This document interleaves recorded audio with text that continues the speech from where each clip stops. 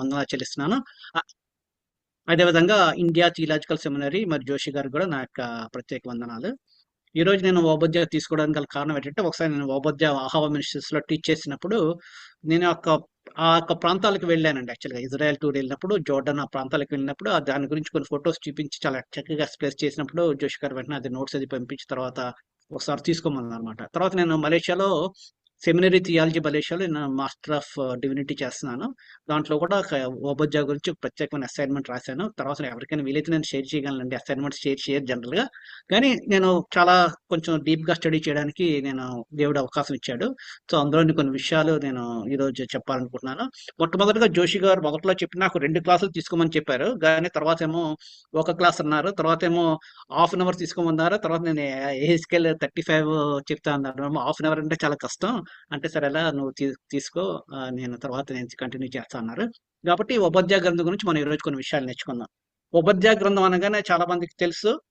మనకి బైబిల్ క్విజుల్లో వాటి కూడా చెప్తున్నట్టు పాత నిబంధనలో మరి అన్నిటికంటే చిన్న పుస్తకం, ఒకే ఒక అధ్యాయం ఉన్న పుస్తకం ఉపధ్యాయ గ్రంథం.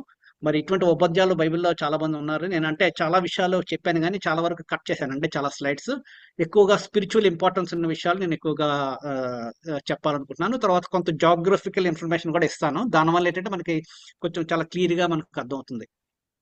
జనరల్‌గా మన ఐటీఎస్ కూడా ఫాలో అయ్యేది ఏంటంటే, మనం ఏ పుస్తకం చదివినా సరే ఫండమెంటల్ క్వెషన్స్ మన ఇంట్రడక్షన్, బ్యాక్‌గ్రౌండ్, కాంటెక్స్ట్ ఎప్పుడు మాట్లాడుతుంటాం కదా! దానికి కొన్ని ప్రశ్నలు మనం అడగాల్సి ఉంటుంది. అంటే అందరికీ తెలిసిందే. మరొకసారి నేను చెప్తాను. దీన్ని 6WH అంటారండి. 6WH అంటారు. అంటే 6 డబ్ల్యూతో ఉన్న క్వెషన్స్, ఒక హెచ్‌తో ఉన్న క్వెషను. తెలుగులో చెప్పాలంటే ఏలు. 7 ఏలు. 7 ఏలని చెప్పొచ్చు. So, what, when, where, whom, who, why, how. ఈ ప్రశ్నలు గనక మనం అంటే అన్ని ప్రశ్నలు సంబంధించకపోవచ్చు కానీ, ఈ ప్రశ్నలు అడిగితే గనక మనకి దాని గురించి ఫస్ట్ ఒక బ్యాక్‌గ్రౌండ్, కాంటెక్స్ట్, సందర్భం అంతా అర్థమవుతుంది. అప్పుడు మనం దాన్ని చక్కగా అర్థం చేసుకోవడానికి మనకి చాలా అవకాశం ఉంటుంది. సో, బ్రీఫ్‌గా ఈరోజు నాకు ఒక క్లాసే కాబట్టి యాక్చువల్‌గా 2 పార్ట్స్ కింద చెప్తే 2 క్లాసులు కింద తీసుకుంటే బావున్ను. కానీ ఒక క్లాస్‌లోనే ముగించడానికి ప్రయత్నం చేస్తాను. ఒక 50 నిమిషాలు. తర్వాత మనం క్వెషన్స్ కూడా తీసుకోవచ్చు. మొట్టమొదటగా ఎవరు రాశారు అన్నది ఉపధ్య. ఉపధ్య గురించిన వివరాలు బైబిల్‌లో ఎక్కడా ఇవ్వబడలేదు. తర్వాత ఉపధ్యాయ గ్రంథంలో ప్రత్యేకంగా చాలా పుస్తకాల్లో ఈ రాజులు వాళ్ళని మెన్షన్ చేస్తారు. ఎవరు ఏ రాజుల కాలంలో రాశారు అవన్నీ విషయాలు. కానీ ఇక్కడ ఏ రాజు పేరు కూడా ఉండదు. అంత తీర్పు ఎదోము గురించిన ప్రాఫెసీస్ అవి ఉంటాయి కాబట్టి చాలా మంది పండితులు ఇది ఎప్పుడు రాశారన్న దాని గురించి చాలా డిఫరెంట్ వ్యూస్ ఉన్నాయి. మనం అంత డీటెయిల్స్‌లోకి వెళ్ళంలేండి. ఏది కరెక్ట్ అన్నది ఎక్కువ చెప్పం గానీ జస్ట్ ఉపధ్యాయ రాశాడు అంతే. ఉపధ్యాయ ఒక ప్రవక్త. ఆ ప్రవక్త రాశాడు. అది బైబిల్‌లో మనకి కూర్చబడింది. ఉపధ్యాయ అన్న మాటకి వర్షిపర్ ఆఫ్ యావే అంటే యెహోవాను ఆరాధించువాడు అని అర్థం వస్తుందండి. ఈ యొక్క ఉపధ్యాయ పేరు 12 సార్లు పాత నిబంధనలో మెన్షన్ చేయబడింది. నేను మొదట్లో అవన్నీ రాశాను కానీ ఇప్పుడు నేను సమయానుభవం వలన అవన్నీ తీయడం జరిగింది.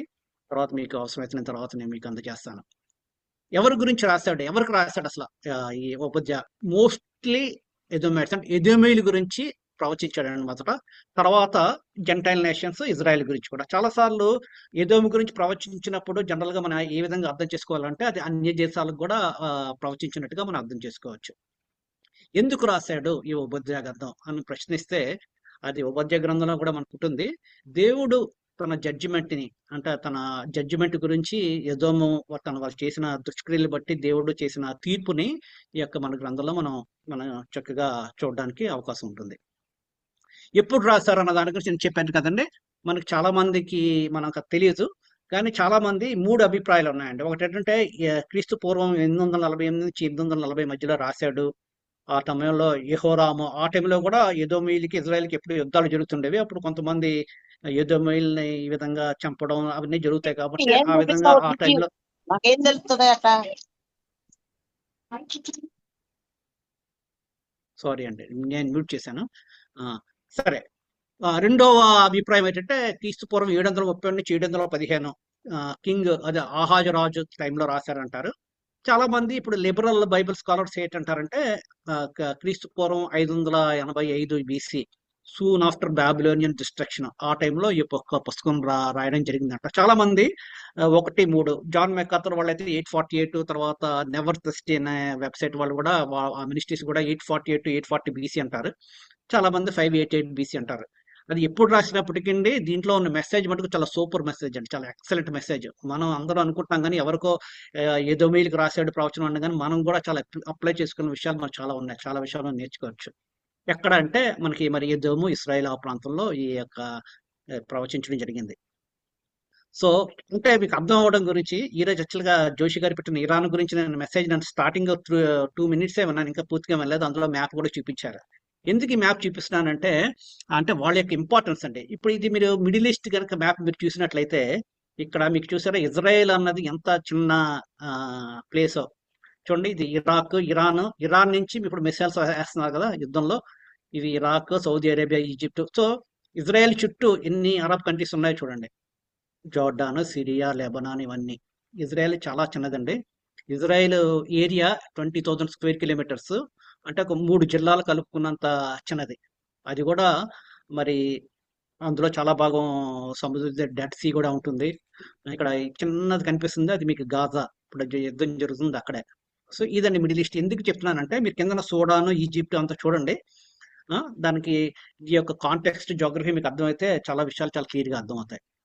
సో ఈ మ్యాప్ నేను కొంచెం పెద్దది చేశాను. అంటే ఇది కొంచెం పెద్దది కదండి, ఇది మీరు ఎన్లార్జ్ చేస్తే చూడండి ఇంకా ఇజ్రాయెల్ ఎంత చిన్నది అయిపోయిందో చూడండి. ఇరాన్, ఇండియా ఇదంతా చూసుకుంటే మీకు సౌదీ అరేబియా ఎక్కడ ఉంది చూడండి.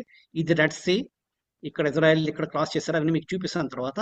ఇదండి ఇజ్రాయెల్ ఇక్కడ ఉంది, ఇక్కడ ఎదోమ్, అందుకే జోర్డాన్ అంతా ఈ ప్రాంతం ఎదోమ్ అంటారు అనమాట. ఇది మీ యొక్క జస్ట్ మ్యాప్ మీకు అర్థం అవడం గురించి. ఇప్పుడు చాలా ఇంట్రెస్టింగ్ టాపిక్ వెళ్తాం చూడండి. ఇది ఇప్పుడు ఉపాధ్యాయ సమయంలో అప్పుడున్న మ్యాప్ ఇటువంటిదండి. ఉపాధ్యాయ సమయంలో మీకు తెలుసు కదా, ఇజ్రాయెల్ 2 విభాగాలుగా వెళ్ళిపోయింది. సదరన్ కింగ్డమ్ జూడా అంటారు, నార్దర్న్ కింగ్డమ్ ఇజ్రాయెల్ అంటారు.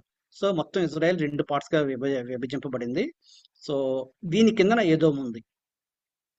అరబు ట్రైబ్స్, నబాటు ట్రైబ్స్, కింగ్డమ్, మోయాబ్ దేశం, అమ్మోను, దమస్కస్, అరేమియా, ఇవన్నీ ఆ టైంలో ఉన్న మ్యాప్ అండి ఇది. ఈ మ్యాప్ మీరు అర్థం చేసుకోండి. కింద పెట్రా అన్న ప్లేస్ చూడండి, పెట్రా.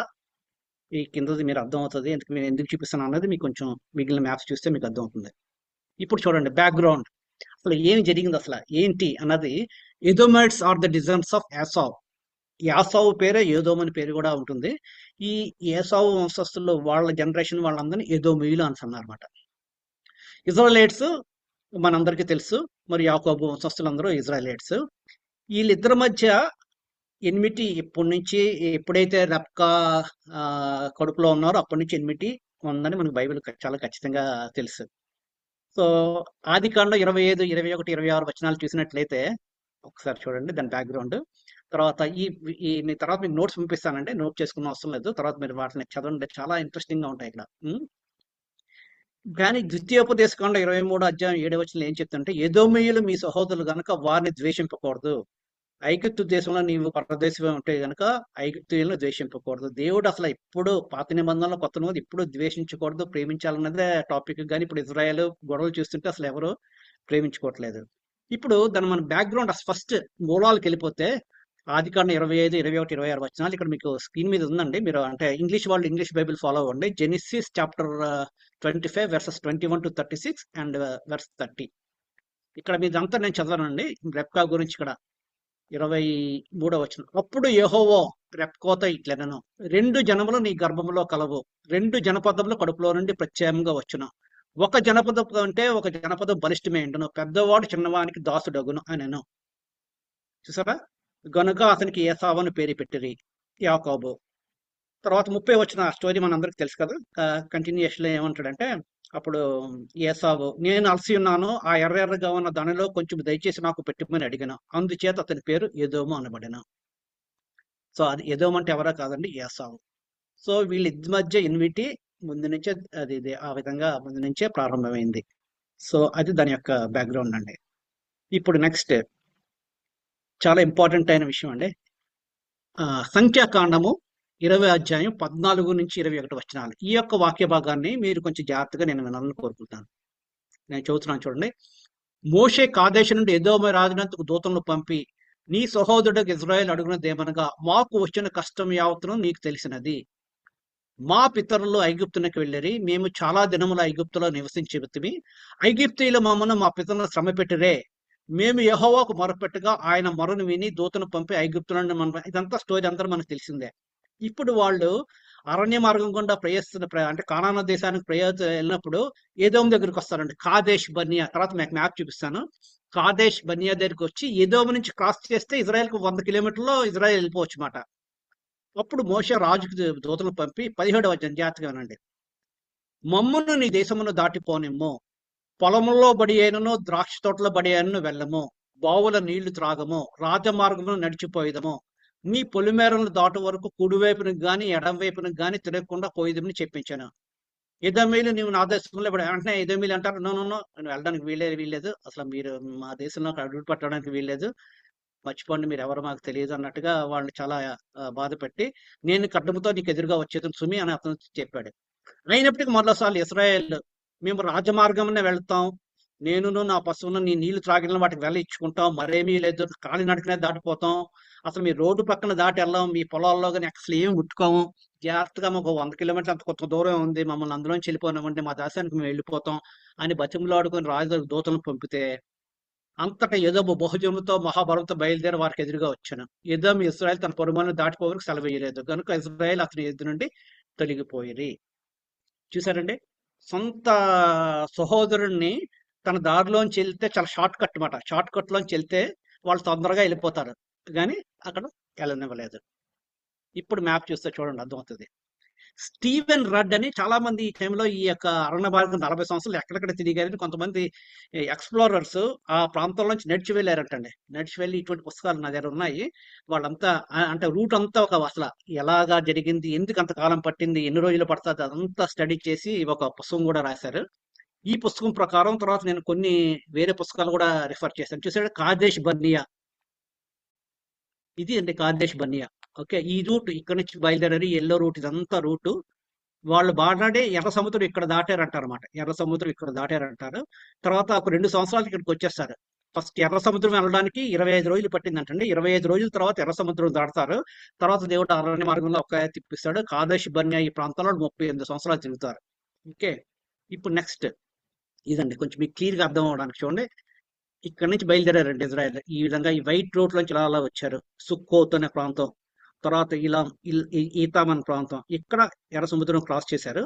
ఇలా జరిగి ఇక్కడ చూడండి ఎజియోన్ గెబెరం దగ్గరికి వచ్చారు. తర్వాత కాదేశ్ బర్నియా దగ్గరికి వచ్చారన్నమాట. ఇక్కడ ఇది ఏదోము దేశం. ఇక్కడ సియర్ అంటే సేయూరు అనే కొండల మీద అక్కడ ఎదోమీలు ఉంటారన్నమాట. ఇక్కడ వరకు వచ్చి దూతను పంపిస్తే వాడు వెళ్ళకపోతే మళ్ళీ ఇలా వచ్చేసి ఇలా చుట్టూ తిరిగి వెళ్తారు అనమాట. చుట్టూ తిరిగి వెళ్తారు. మీకు ఇంకో మ్యాప్ చూపిస్తాను, దాన్ని బట్టి అర్థం అవుతుంది కొంచెం. ఎక్సడస్ రూట్ అండి.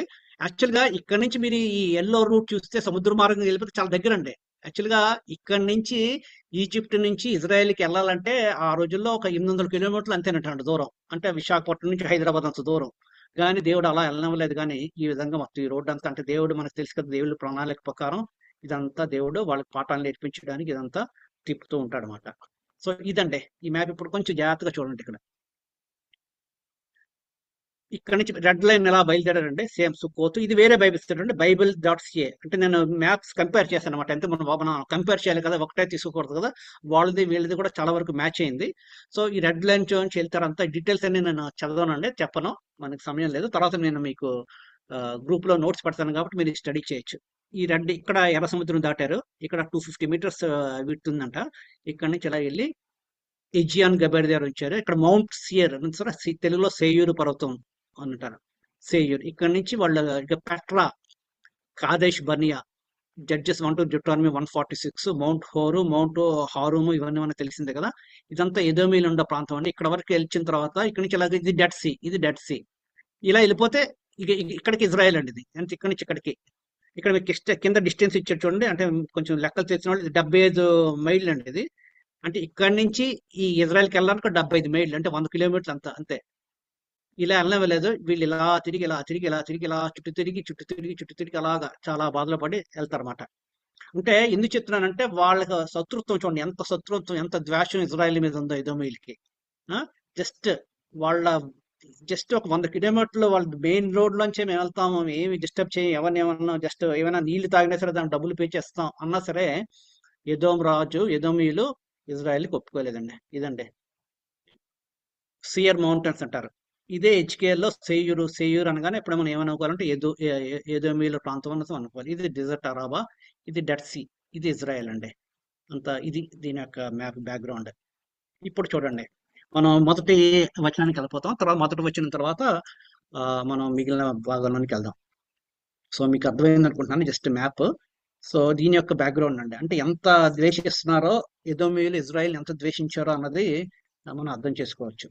సో ఓబద్యా గ్రంథం మొదటి వచనం చూసినట్లయితే ఆ యెషయా గ్రంథం, తర్వాత నహూము గ్రంథం, మీకా గ్రంథం కూడా ఒకేలాగా స్టార్ట్ అవుతుంది. ఏమని స్టార్ట్ అవుతుంది అంటే ఓబోద్యాకు కలిగిన దర్శనము, యెషయాకు కలిగిన దర్శనము, నహూము. సో వీళ్ళందరూ దర్శనం అంటే దేవుడు దర్శనం ద్వారా వాళ్ళకి ప్రవచనాన్ని ఇచ్చాడు.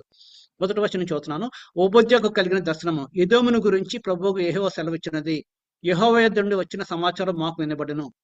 ఎదోము మీద యుద్ధము చేయడం రండిని జనుల రేపటికే దూత పంపబడి ఉన్నాడు. ఇది స్టార్టింగ్ అండి, దాని గురించి మనం ఎక్కువ ఎక్స్ప్లెనేషన్ అవసరం లేదు.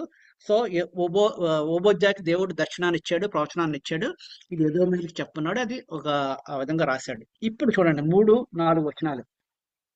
రెండో వచనం, నేను అన్ని జనులను నేను అల్పుడుగా చేసి నీవు బహుగా శ్రేణింపబడదు. స్టార్ట్ అయిందండి, ఫస్ట్ స్టార్ట్ అయింది. ఇది చాలా ఎందుకంటే ఈ మ్యాప్ కి దీనికి మనకి చాలా సంబంధం ఉందండి. సో మూడో వచనం, ఇక్కడ నేను స్క్రీన్ మీద ఉన్నాను. క్రిస్తును అత్యున్నతమైన పర్వతం మీద ఆసనుడివై ఉండి కొండ సందులలో నివసించువాడా, నన్ను క్రిందికి పడద్రోయగలవాడని అనుకున్నవాడా, నీ హృదయపు గర్వపు చేత నీవు మోసపోతువి. 4వ వచనం, పక్షిరాజు గూడంత ఎత్తున నివాసం చేసుకుని నక్షత్రాలను నీవు దాని కట్టినను అచ్చటి నుండి నిన్ను కింద పడవేతును. ఇదే యెహోవా వాక్కు. ఇదే వచనాలు మీకు ఇర్మియా గ్రంథం 49 7వ వచనం ఒకసారి నేను చదువుతున్నాను. ఇర్మియా గ్రంథం 49వ అధ్యాయం 7వ వచనం. అందులో 7వ వచనం నుంచి, సైన్యములకు అధిపతి యెహోవా ఎదోమును గురించి ఇలాగ సెలవిచ్చుచున్నాడు. తేమానులో జ్ఞానమిక లేమి లేదా, వివేకులకి ఆలోచన లేకపోయినా వారి జ్ఞానం వ్యర్థమాయన అని చెప్తూ మీకు తర్వాత 15వ వచనంలో, నీవు నీ హృదయగరము నిన్ను మోసపిచ్చను, నీవు పక్షిరాజు వలె నీ గూటిని ఉన్నత స్థలంలో కొట్టుకుని నన్ను అక్కడి నుండి కింద పడద్రోసేదను. ఇదే యెహోవా వాక్కు అని అదంతా ప్రవచనాలంతా మీరు తర్వాత వాక్య భాగాలు చదవండి. ఇప్పుడు చూడండి మ్యాప్స్. ఈ ప్రాంతానికి నేను అంటే ఇజ్రాయెల్ నేను టూర్ వెళ్ళానండి, జోర్డాన్ ఇజ్రాయెల్ కలిపి మేము మలేషియా నుంచి మా చర్చ్ అంతా టీం వెళ్ళడం జరిగింది. అంటే ఇజ్రాయెల్ వెళ్ళిన వల్ల మనకి ఏమి రాదులండి, యాక్చువల్గా మన డబ్బులు ఖర్చు పెట్టుకుని అవసరం లేదు. డబ్బులు ఖర్చు అవుతాయి అంటే ఎవరైనా హాలిడేస్ అలవాటు ఉన్నవాళ్ళు ఏంటంటే సరే అవి చాలా హాలిడేస్ వెళ్తున్నాం కదా అని చెప్పి ఇజ్రాయెల్ మేము వెళ్ళినమాట. వెళ్ళినప్పుడు మమ్మల్ని జోర్డాన్ అంటే మలేషియా నుంచి వెళ్ళినప్పుడు ఇజ్రాయెల్కి వెళ్ళకూడదు డైరెక్ట్ గా, అందువల్ల అంటే జోర్డాన్ వెళ్ళి వెనక నుంచి వెళ్తారన్నమాట. అంటే అసలు ఇజ్రాయెల్ కి ముస్లిం కంట్రీస్ కి సంబంధం లేదు. ఇజ్రాయెల్ అంటే మాకు పర్మిషన్ కూడా ఇవ్వరన్నమాట. వాళ్ళు ఇజ్రాయెల్ స్పెషల్ పర్మిషన్ తీసుకుని జోర్డాన్ నుంచి అవి తీసుకెళ్లారు అనమాట. అంటే ఎక్కువ డీటెయిల్ గా చూడలేదు కానీ పైన చూసి వెళ్ళిపోయారు. ఇదండి ఏదో మీరు రాసుకున్నా చూడండి, వాళ్ళు కొండ సందుల్లో చెక్కేశారండి ఇదంతా. మరి ఎంత పని చేశారు ఆ రోజుల్లో. మరి ఈ పిరమిడ్స్ కట్టడం కానీ కొండల్లో తవ్వి వాటి గుహలు చేసుకుని అక్కడ వాళ్ళు వెచ్చించారు. ఇది పెట్రా అనే ప్రాంతం, అంటే ఎదోమీయుల రాజధాని. చూడండి ఇదంతా టూరిస్ట్ చాలా one of the world archaeological website, ఇది చాలా ప్రిజర్వ్ చేశాడు ఈ సైట్. ఇదంతా ఎదోమీయుల ప్రాంతం, అంటే కొండ సందుల్లో ఈ కొండల మీద, అదంతా కొండల మీద పెద్ద ఫోర్ట్ ఇదంతాను. తర్వాత కొండ సందులు అన్నారు చూడండి, ఈ యొక్క రూట్ మీరు చూడండి, నా మ్యాప్ చూపిస్తున్న రూట్ ఇలా వెళ్ళాలండి, ఇలా వెళ్ళాలి. అంటే ఎవడైనా శత్రువు వచ్చినా సరే ఈ ప్రాంతంకి వస్తే అసలు ఎవడో చూడండి ఆ రేంజ్లో బాంబులు ఎవరికి కత్తులతో చెప్పేసి తోచిస్తే కింద పడిపోతారు అంతే. ఇటువంటి టఫ్ కొండ సందుల్లో మీద కొండల మీద ఎక్కడో అసలు చాలా చాలా బాగా కట్టుకున్నారు. ఇంత బాగా కొట్టుకోవడం వలన అసలు ఎవడు మా దగ్గరికి రాగలడు, ఎవడు మమ్మల్ని చేయలేడు, వాళ్ళ పెద్ద సైన్యం ఉంది, అసలు ఎలా ఇటువంటి ప్రాంతానికి వెళ్ళడమే చాలా కష్టం. అటువంటిది వాళ్ళ విధమైన గర్వంతో ఉండేవారు అనమాట. ఎవడు మమ్మల్ని ఏం చేయలేడు, మమ్మల్ని చేయలేడు అన్న గర్వం వాళ్ళు ఉండేది. చూడండి ఈ యొక్క మ్యాప్స్ చూస్తే మీకు అర్థం అవుతుంది. ఇంకా చాలా ఫొటోస్ నేను తీసాను. సో ఇక్కడ ఈ వాక్య భాగాలు జనరల్ గా మనకు చాలా సార్లు తెలుసు కదండి. దేవుడు అంటే మన ఉపమాన ఎల్లగారికలుగా చెప్తుంటాడు. అంటే పర్వతాల్లో కొండ పక్షిరాజు కూడా అంత ఎత్తైన నివాసం అంటే అదేంటంటే చాలా ఎత్తులో ఉన్నారు అని అర్థం అన్నమాట. అత్యున్నమైతే ఉన్న పర్వతం మీద అంటే కొండల మీద ఉన్నారు, కొండ సందుల్లో అంటే అక్కడ ఆ విధంగా ఉంటే కిందకి నన్ను ఎవడు పడుకోలేడు అని వాళ్ళు చాలా గర్వించేవారంటే. వాళ్ళు కట్టుకున్న కోటలు మమ్మల్ని ఎవడు రాలేడు, మమ్మల్ని ఎవడు టచ్ చేయలేడు అని అంత చాలా కాలం వాళ్ళు ఆ విధంగా గర్వంతో ఉండేవారు అనమాట. కానీ దేవునికి ఎక్కడున్నా సరే, మార్స్ లో ఉన్నా సరే దేవుడు వాళ్ళని పడగొట్టగలడు. ఆ విషయాన్ని మర్చిపోయి వాళ్ళంతటా వాళ్ళు గర్వించడం మొదలు పెట్టారు. ఇదండి. ఇప్పుడు మనం అసలు ఈ బ్రాడ్ డివిజన్కి వద్దామండి. ఈ ఉపధ్యాయ గ్రంథాన్ని మనం విభజిస్తే అవుట్లైన్, బ్రాడ్ అవుట్లైన్, 1వ వచనం నుంచి 9వ వచనం వరకు ఎదోము గురించిన నాశనాన్ని, ఎదోము నాశనం అయిపోతున్న దాని గురించి ప్రవచనాలండి. 1 నుంచి 9 వచనాలు. అందులో 3 భాగాలుగా ఉంది. ఒకటంటే మొదట ఏదోము యొక్క గర్వం గురించి చాలా కఠినంగా మాట్లాడతాడు. తర్వాత ఏదోము యొక్క ధనం, ఆస్తులన్నిటినీ పోగొట్టుకుంటారు అన్న సంగతి గురించి మాట్లాడతాడు. తర్వాత ఎదోమీయులు మీరందరూ చనిపోతారు అన్న విషయాలు మాట్లాడతాడు. అంటే బ్రాడ్ గా నేను డివైడ్ చేసి చెప్తున్నాను. అంటే 1 నుంచి 9 వచనాలు వాట్ అంటే ఏంటి చెప్తున్నాడు ప్రాఫెసీ అన్నది ఉంటుందండి. 10 నుంచి 14 వచనాలు ఇదో ఎందుకు ఎందుకు నేను వాళ్ళని తీర్పు తీస్తున్నాను, ఎందుకు వాళ్ళని నేను శిక్షిస్తున్నాను అని 1 నుంచి ఏం శిక్షిస్తున్నాను అనేది 1 నుంచి 9 చెప్తే, 10 నుంచి 14 ఎందుకు వాళ్ళని నేను ఈ విధంగా శిక్షిస్తున్నాను అన్న దాని గురించి ఎదోమ్స్ క్రైమ్స్, ఇదంతా ఒక పార్ట్ అండి యాక్చువల్గా. తర్వాత 15 నుంచి 16 వచనాలు God's judgment on Israel's enemies. So అన్య దేశాల గురించి దేవుడు తీర్పు తీర్చడం. తర్వాత 17 నుంచి 21 blessings and restoration of Israel. ఇది జనరల్ గా అంటే ఎస్కథాలజీ చివరిలో జరిగేదండి. అది 1000 సంవత్సరాలు, సారీ మిలీనియం, 1000 ఏండ్ల పాలనలో జరిగే విషయాలు కొన్ని ఇక్కడ మనకి ఇది అండి బ్రాడ్ బ్యాక్గ్రౌండ్. ఇది నేను వాల్వర్డ్ అండ్ జక్ కామెంటరీ నుంచి తీస్తున్నాను. అంటే చాలా రకాలుగా మనం విభజించి చాలా మంది చాలా రకాలుగా వివరిస్తారు. ఈ విభజన నాకు నచ్చింది, ఈ విధంగా ఉంటే బాగుంటుందని నేను తీసుకున్నాను. ఇప్పుడు మన ఓబోజా గ్రంథంలోనికి మన డీటెయిల్స్ కి మనం వెళ్తామండి. ఇక్కడ చూడండి, మొట్టమొదటిగా మీరు చూసినట్లయితే మొదట వచ్చిన నేను చదివి వినిపించాను ఆల్రెడీ. 2, 3, 4 వచనాలు ఇప్పుడు మనం చదివాం కదండి. అత్యున్నత పర్వతం మీద ఆసినటువంటి కొండ సందుల్లో నివసించువాడా, క్రిందికి పడదొరగలవాడా అనుకున్నవాడా, నీ హృదయం గర్వచేత నీవు మోసపోతుంది. పక్షిరాజు గూడంత ఎత్తున నివాసం చేసుకుని నక్షత్రంలో దాన్ని కట్టిన అచ్చ నుండి నేను నిన్ను కింద పడతాను. ఇదే యెహోవా వాక్కు. ఇదండి వాళ్ళన్న పొజిషన్ ఫస్ట్. అందువల్ల వాళ్ళు గర్వించారు. నెక్స్ట్ ఇప్పుడు తీర్పు. చోరులే గాని రాత్రి కన్నము వేయవారు గాని నీ మీదకి వచ్చిన ఎడల తమకు కావలసిన మంతకు దోచుకుందరు కదా. ద్రాక్ష పట్లను ఏరువారు నీ ఎద్దుకు వచ్చిన ఎడల పరిగి ఎరుకున్న వారికి కొంత ఉండనిచ్చురు కదా. నిన్ను చూడగా నువ్వు బొత్తిగా చెడి ఉన్నావు. సో ఇక్కడ ఏం చెప్తున్నాడంటే దేవుడు అంటే కంపేర్ చేస్తున్నాడు. వీరు కొంతమంది ఆ ద్రాక్ష పళ్ళు ఏరువారికి వచ్చినా సరే వాళ్ళు కొంత మీరు వదిలేస్తారు కదా. చోరులు వచ్చినా సరే, వాళ్ళు ఎవరు దొంగలు వచ్చినా సరే వాళ్ళు కొంత అంతా దోచుకోరు కదా, కొంత దోచుకుంటారు కదా. మీరు అలా కదా మొత్తం దోచేశారు అన్నది చెప్తున్నాడు అనమాట. అంటే మీకు కొంచెమైనా మీకు సారీ ఓకే, మీరు పూర్తిగా దోచేశారు ఇజ్రాయేల్ని, పూర్తిగా దోచేశారు అన్న విషయాలు చెప్తున్నాడు అనమాట. యాక్చువల్గా ఇజ్రాయెల్ బాబిలోనియన్స్ ఇజ్రాయెల్ని ఈ విధంగా వాళ్ళ మీదకి వచ్చినప్పుడు ఎదోమీలు ఏం చేశారంటే అండి, వాళ్ళతో కలిసిపోయి దొరికిందే సందు కదా అని పెట్టి వాళ్ళతో పాటు వాళ్ళు కూడా కలిసిపోయి వాళ్ళకి సహాయం చేసి మొత్తం ఇజ్రాయెల్ అంతా వాళ్ళందరూ బాగా పూర్తిగా నాశనం వరకు చూసి వాళ్ళకి సహాయం చేసి అన్ని చేస్తుంటారు అన్నమాట వీళ్ళు. సో అప్పుడు దేవుడు వాళ్ళకి ఏం చెప్తున్నాడంటే, ఏసావు సంతతి వారు సొమ్ము సోదా చూడబడను, వారు దాచిపెట్టిన ధనమంతయు పట్టబడను. అంటే మీరు ఏ విధంగా చేశారో మీకే అదే విధంగా నేను చేయబోతున్నాను అన్నది ఓబద్య అక్కడ ఎదోమేలికి మనం ప్రకటించడం చూస్తాం. సో 7వ వచనం, నీతో సంధి చేసిన వారు నిన్ను తమ సరిహద్దు వరకు పంపివేయుదురు, నీతో సమాధానంగా ఉన్నవారు నిన్ను మోసపిచ్చి నీకు బలాత్కారం చేయుదురు, వారు నీ అన్నము తీసి నీ వరకు ఉరి ఒడ్డుదురు, ఎదోమునకు వివేచన లేకపోయాను. అంటే మీరు గర్వించారు, మీలో జ్ఞానం లేదు, మీకు వివేచన లేదు, మీలో జ్ఞానం లేరు అన్న విషయాలు చాలా విషయాలు మనం అక్కడ మనం ఉపధ్య ప్రవక్త వాళ్ళకి చెప్పడం మనం చూస్తాం.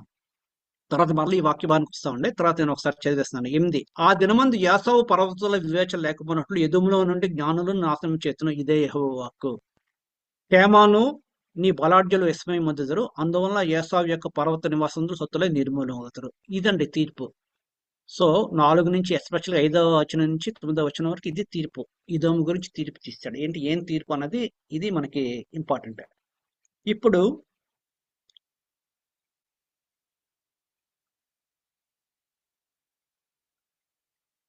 సారీ ఓకే, ఇప్పుడు చూడండి 10వ వచనం నుంచి, ఇప్పుడు ఎందుకు నేను ఆ విధంగా తిరిగి తెచ్చాడు అంటే నేను యాక్చువల్గా వివరించట్లేదండి, మనకు సమయం సరిపోదేమో నేను గబగబా వెళ్తున్నాను.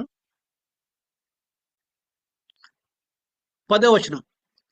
ఇప్పుడు ఎందుకు నేను ఇందాక ఇంతవరకు తీర్పు తీర్చాడు కదా దేవుడు, తీర్పు తీర్చాడు, నేను నన్ను శిక్షిస్తున్నాను, నేను తీర్పు తీస్తున్నాను, మిమ్మల్ని చేస్తాను, ఎందుకు అన్న దాని గురించి ఇక్కడ చాలా ప్రాముఖ్యమైన విషయాలు, మనం అందరం నేర్చుకోవాల్సిన విషయాలు చాలా ఉన్నాయండి ఇందులో. నీ సహోదరులైన యాకోబు సంతతికి నీవు చేసిన బలాత్కారాన్ని బట్టి నీవు అవమానం నందుతువు. ఇక నన్నింటికి లేకుండా నీళ్ళు మొట్టమొదట యాకోబు సంతతికి చేసిన బలాత్కారం అంటే బలాత్కారం వీళ్ళు చూపించారండి వాళ్ళ మీద, అంటే వీళ్ళకి బలం ఉందని చెప్పి ఆ టైంలో బలవంతులుగా ఉన్నారు, ఈ బలాత్కారం చేశారు. మొట్టమొదట చేసిన తప్పని బలాత్కారం చేశారు. రెండోది, నీవు పగవాడివే నీచిన దినమందు పరదేశులు వారి ఆస్తిని పట్టుకొని పోయిన దినమందు అన్యులు వారి గుమ్మంలో చొరబడి యెరూషలేము మీద చిచ్చు వేసిన దినమందు నీవును వారితో కలిసి కొంటేవి కదా. అంటే బబులోనియలు ఇజ్రాయెల్ మీకు మనకు అందరికీ తెలిసిందే, ఏహెచ్కేల్ గ్రంథంలోనూ ఈ గ్రంథం వాటన్నిటిలో విన్నాం కదా. ఎప్పుడైతే వాళ్ళు వచ్చారో వాళ్ళతో పాటు ఎదోమేలు కలిసిపోయి భలే భలే పని చేస్తున్నారు చూడండి. మనం కూడా చాలా సార్లు మనం ఆ విధంగా ఆలోచిస్తుంటాం కదా, మన శత్రుడికి ఏమైనా జరిగితే భలే జరుగుతుందని చెప్పి వాళ్ళకి సహాయం చేయడం కాదు, వాళ్ళతో పాటు వెళ్ళి అన్యులు వారి గుమ్మలు చూడడం యెరూషలేము చుట్టూ వేసిన వారితో కలుసుకొని వాళ్ళకి సహాయం చేసి ఇంకా చాలా చాలా ఘోరమైన పనులు చేశారంటే ఇదే మనకి సందు దొరికింది కదా అన్నట్టు చెప్పి మొత్తం ఇజ్రాయిల్ అందరికీ దొరికిన వాళ్ళు దొరికిన చంపడం, దొరికిన వాళ్ళు దొరికిందంతా వాళ్ళు ఆస్తులు దోచుకోవడం, ఆ విధమైన పనులన్నీ ఈ ఎదోమీయులు చేశారు. అంతకంటే భయంకరమైనదంటే మనం చాలా విషయాలు నేర్చుకోవచ్చు ఇక్కడ. నీ సహోదరుని శ్రమానుభావ దినము చూచి నీవు ఆనందమందు తగదు. యూదా వారి నాశనం దినమున వారి స్థితిని చూసి నీవు సంతోషింపతగదు.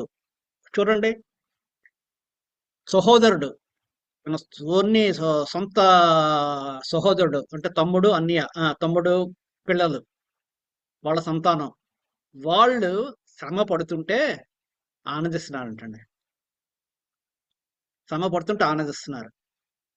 ఇక్కడ మనకి ద్వితీయోపదేశ ఖండంలో దేవుడు ఇజ్రాయెల్కి ఏమైనా ఇచ్చాడు, వాళ్ళ యొక్క నీ సహోదరులే, వాళ్ళను ప్రేమించాలి అంటున్నాడు. ప్రస్తుతం ఇప్పుడు ఇజ్రాయెల్కి పాలస్తీనాకి జరుగుతుంది. పాలస్తీనా వాళ్ళు ఎవరు? ఇజ్రాయెల్కు సహోదరులే. మనం చాలాసార్లు మనం బయాస్గా వెళ్ళిపోతున్నాం. జోషి గారు ఈరోజు ఇరాన్ గురించి పెట్టారు, అది నేను వినాలి. బహుశా అంతకుముందు నేను క్లాస్లో విన్నాను కాబట్టి చెప్తున్నాను కదా. మనం టూ మచ్గా మనం ఏదైనా సపోర్ట్ చేయాలంటే దానికి ఒక రీజన్ ఉండాలండి. మనం బ్లైండ్గా మనం దేన్ని సపోర్ట్ చేయకూడదు. తర్వాత దేవుడు ఏం చెప్తున్నాడు అన్న విషయాలు మనం తెలుసుకోవాలి. దేవుడు ఎప్పుడు కూడా ఇదే చెప్తూ వచ్చాడు, దేవుడు ప్రేమించాలి, సహోదరుని శ్రమానుదానం చూచి వీళ్ళు ఆనందిస్తున్నారంటండి. ఇప్పుడు చూడ చాలా మంది మనం ఒక ఇజ్రాయెల్ ఒక పాలస్తీన్లో చూడండి, ఒక్కొక్కసారి నిజంగా పాలస్తీన్లు మనం చూస్తుంటే చాలా బాధాకరమైన విషయం అండి. యాక్చువల్గా ఎవరు నాశనం అవుతున్నా సరే మనం అసలు ఎట్టి పరిస్థితుల్లో ఆనందించకూడదండి. అది దేవుని స్వభావం కానే కాదు. ఆ విధంగా మనం ఎవరైనా మనకి మన శత్రువులకు కానీ మనకు నచ్చిన వాళ్ళకి కానీ ఏమైనా చెడు జరుగుతున్నప్పుడు మనం ఆనందిస్తున్నాము అంటే మనలో దేవుని ఆత్మ అక్కడ లేనట్టే. అది దేవుని యొక్క పద్ధతి కాదు, దేవుని యొక్క క్యారెక్టర్ కూడా కాదు. యోధా వారి నాశనం దిన వారిని స్థితి నుంచి నువ్వు సంతోషింపతగదు. సంతోషించారు వాళ్ళు, ఆనందించారా, భలే జరుగుతుంది, లేకపోతే పొందిన ఇజ్రాయెల్కి భలే ఈ బొమ్మలు భలే చేశారు, మొత్తంతో దోచుకున్నారు, చంపారు, భలే ఉంది వాళ్ళతో ఆనందించడమే కాకుండా వాళ్ళకి సహాయం చేసి ఇంకా ఇంకా ఆనందిస్తుంటారు. చాలా మన ఆ విధంగా మనం కూడా చేస్తుంటాం. తర్వాత నేను వాటికి అప్లికేషన్ గురించి వస్తానండి. నెక్స్ట్ ఫస్ట్ వాళ్ళు చేసింది ఏంటంటే బలాత్కారం. రెండోది సహోదరుడు శ్రమాభావం చూసినప్పుడు అంటే శత్రుడికి సహాయం చేయడం, సహోదరుడు శ్రమాభావం చేసినప్పుడు ఆనందించడం. నెక్స్ట్ 4, నా జనుల ఆపద్దినమున నీవు వారి గుమ్మంలోనికి చొరబడదగదు. వారి ఆపద్దినమున నీవు సంతోషపడచ్చు, వారి బాధను చూడతగదు. వారి ఆపద్దినమున నీవు వారి ఆస్తిని పట్టుకొనదగదు. చూడండి, వాళ్ళ ఆపదలో ఉంటే వాళ్ళకి సహాయం చేయడం మానేసి, ఆపదలో ఉంటే మన శత్రువులకి సహాయం చేయడం, తర్వాత వాళ్ళ కష్టాల్లో ఉంటే వాళ్ళని చూసి సంతోషించడం, వాళ్ళు బాధపడి ఉంటే ఆనందించడం, వాళ్ళ ఆస్తులు కోల్పోతే ఇంకా భలే జరిగింది, చాలా బాగా జరిగింది అని ఆనందించడం, ఇంకోళ్ళతో చెప్పుకోవడం, సంతోషించడం, పలానా వాళ్ళకి అలా జరిగిందంట అంటే మనందరం ఆనందించడం. చూడండి, ఇవన్నీ సాతాను సంబంధించిన బుద్ధులండి ఇవన్నీ. సో ఆ విధమైన పనులు వాళ్ళు ఈ దమ్మిలు చేస్తున్నారు. వారిలో తప్పించుకున్న వారిని సంహరించేందుకు అర్ధత్రోవలో నీవు నిలువ తగదు. ఎవడైనా పారిపోతుంటే, ఇజ్రాయెల్ తప్పించుకోవడానికి పారిపోతుంటే వాళ్ళని ఆపి మరీ చంపారంటే. అంటే దాని గురించి నేను హిస్టరీ చదవాలంటే చెప్తాను. ఎవరన్నా ఇజ్రాయెల్ తప్పించుకొని పారిపోతే బొబ్బులు దించి పారిపోతే ఇంకో దగ్గరికి వెళ్దా ఉంటే వీళ్ళు ఎదోమీయులు వచ్చి వాళ్ళని పట్టుకొని మీరు పారిపోతారని వాళ్ళకి వాళ్ళని అడ్డుకొని ఇగో వీళ్ళు పారిపోతున్నారండి వీళ్ళని పట్టుకోండి చూడండి నేను ఈ బొబ్బులని చెప్తే బొబ్బులని వాళ్ళని శత్రువుల చేతికి అప్పగించారంటండి ఆ విధంగా. అంటే ఏ ఒక్కరిని పారిపోకుండా కూడా వాళ్ళు ప్రతి ఒక్కరిని బొబ్బులని చేతికి అప్పగించారు. ఈ పనులన్నీ వాళ్ళు చేశారు కాబట్టి ఈ 1-9 వచనాలు 1-9 వచనాలు ఉన్నాయి కదా, అక్కడ వరకు ఈ యొక్క దేవుని యొక్క తీర్పు. నెక్స్ట్ అండి మన సన్ను ఫాస్ట్గా వెళ్ళాల్సి వస్తుంది. ఓకే, ఇప్పుడు గాడ్స్ జడ్జ్మెంట్ ఆన్ ఇజ్రాయెల్. ఇప్పుడు నెక్స్ట్ 15-16 వచనాలు, 15-16 వచనాలు. యాక్చువల్గా దాని గురించి ఇంకా చాలా వివరించవచ్చు కానీ మనకి సమయం లేదు, ఆల్రెడీ మనకు టైం అవుతుంది. సో 15-16 ఇప్పుడు గాడ్స్ జడ్జిమెంట్ అన్న ఇజ్రాయెల్ ఎనిమీస్. యెహోవా దినము అనుజనుల మీద అందరికీ వచ్చుచున్నది, అప్పుడు నువ్వు చేసినట్లు నీకును చేయబడును, నువ్వు చేసినట్టు నీ నెత్తి మీదకి వచ్చును. 16 వచనం, మీరు నా పరిశుద్ధమైన కొండ మీద త్రాగినట్లు అనుజులందరూ నిత్యము త్రాగుదురు, తాము ఇక నన్నడు నుండని వారే వారేమీ మిగిలికుండా త్రాగుదురు. ఇక్కడ త్రాగడం అన్నది శ్రమను సూచిస్తుందండి. మనకు బైబిల్లో చాలాసార్లు తెలుసు. కొన్ని వచనాలు కూడా నేను చూపించాను, ఒకసారి మీరు తర్వాత చదవచ్చు. 25 ఇర్మియా 25:15 ఒకసారి నేను చదువుతున్నాను. ఇశ్రాయేలు దేవుడు యెహోవా నాకు ఇలాగ సెలవిచ్చుచున్నాడు, నీవు ఈ క్రోధపు మధ్య ప్రార్థన నా చేతి నుండి తీసుకొని నేను నిన్ను పంపించిన జనసమూహం అన్నింటికి దానిని త్రాగింపుము. అంటే ఇక్కడ త్రాగింపు అంటే దానికి ఎట్లా శ్రమలకి గుర్తు, నిన్ను శిక్షిస్తాను, మీకు అంతకు శ్రమలు వస్తాయి అన్నది అభిప్రాయం అండి. తర్వాత యెహోవా దినము, తర్వాత జోషి గారు కూడా చాలా మనకి వీటిలో చెప్పినప్పుడు యెహోవా దినం అంటే చాలా మంది చాలా రకాలుగా తప్పుడుగా ఇది ఇంటర్ప్రెట్ చేస్తుంటారు. కానీ యెహోవా దినం అంటే అది తీర్పు తీర్చే దినము అని మనం అర్థం చేసుకోవాలి. సో నెక్స్ట్ ఈ యొక్క నేను చివరి భాగానికి వచ్చేస్తున్నామండి. 17-21 ఇక్కడ మీరు చూసినట్లయితే అది సారీ నాకు కనిపించట్లేదు. సరే, ఇజ్రాయెల్ దేవుడు అంటే వాళ్ళ చివరి దేశంలో వాళ్ళ రిస్టరేషన్ అండ్ బ్లెస్సింగ్స్ దాని గురించి ఇక్కడ మీకు నేను గబగబా చదివి వినిపించేస్తాను. అయితే ఎవరైనా దయచేసి చదవండి, ఇక్కడ ఉంది ఆల్రెడీ, ఇక్కడ ఉన్నది. ఎవరైనా ఒకళ్ళు సారీ బ్రదర్ చిరంజీవి మీరు చదవగలరా? నేను చదువుతాను. అయితే సియోను కొండ ప్రతిష్ఠితము, తప్పించుకుని వారు దాని మీద నివసింతురు. యాకోబు సంతతి వారు తమ స్వాస్థ్యములను స్వతంత్రించుకుని, మరియు యాకోబు సంతతి వారు అగ్నియు, యోసేపు సంతతి వారు మంటయు అవుతారు. ఏశావు సంతతి వారు వారికి కొయ్యకాలుగా ఉంది. ఏశావు సంతతి వారిలో ఎవడనూ తప్పించుకొనకుండా యోసేపు సంతతి వారిలో మండి వారిని కాల్చుదు. యెహోవా మాట ఇచ్చి ఉన్నాడు, దక్షిణ దిక్కున నివసించు వారు ఏశావు యొక్క పర్వతమును స్వతంత్రించుకుందురు. మైదానమందుండు వారు ఫిలిస్తీయుల దేశమును స్వతంత్రించుకుందు. మరియు ఎఫ్రామీయుల భూములను, షోమ్రోనుకు చేరిన పొలములను వారు స్వతంత్రించుకుందు. బెన్యామీనీయులు గిలాదు దేశమును స్వతంత్రించుకుందు. మరియు ఇశ్రాయేలీయుల దండు అనగా వారిలో చెరపట్టబడిన వారు సారెపతు వరకు కనానీయుల దేశమును స్వతంత్రించుకుందు. యెరూషలేములో చెరపట్టబడి సెఫారాదునకు పోయిన వారు దక్షిణ దేశపు పట్టణములను స్వతంత్రించుకుందు. మరియు ఏశావు యొక్క కొండకు తీర్పు తీర్చుటకై సియోను కొండ మీద రక్షకులు పుట్టుదురు, అప్పుడు రాజ్యము యెహోవాది అగును. Thank you brother. సో ఈ యొక్క వాక్య భాగం చూసినట్లయితే అంటే దీని గురించి ఎక్కువగా వివరించడానికి లేదండి. ఇది మనకి 1000 ఏండ్ల పరిపాలన ఆరంభంలో జరిగేది. These things will happen during the start of the millennium. అప్పుడు ఇశ్రాయేలీలందరినీ దేవుడు పోగు చేస్తాడు, అందరూ ఇజ్రాయెల్కి వస్తారు. అప్పుడు వాళ్ళందరికీ దేవుడు మీకు అంటే బైబిల్లో మనకి ప్రవచనాలన్నింటినీ నెరవేరుస్తాడు చివరి దినాల్లో. జస్ట్ ఒక్క వాక్య భాగాన్ని నేను చదివి వినిపిస్తాను.